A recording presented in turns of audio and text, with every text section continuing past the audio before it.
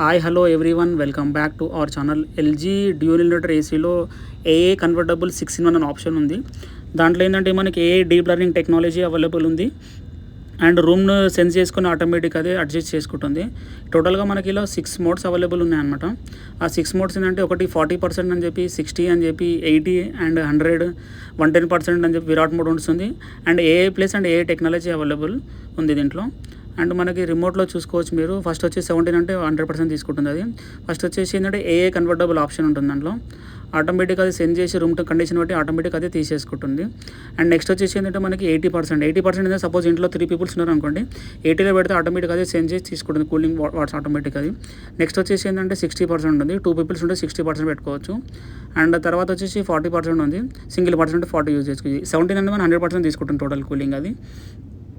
And next వచ్చేసి ఏంటంటే మనకి హై కూలింగ్ అని చెప్పి విరాట్ మోడ్ ఇది 116% తీసుకొని హై కెపాసిటీ తోటి ఫాస్ట్ కూలింగ్ చేస్తుంది మనకి.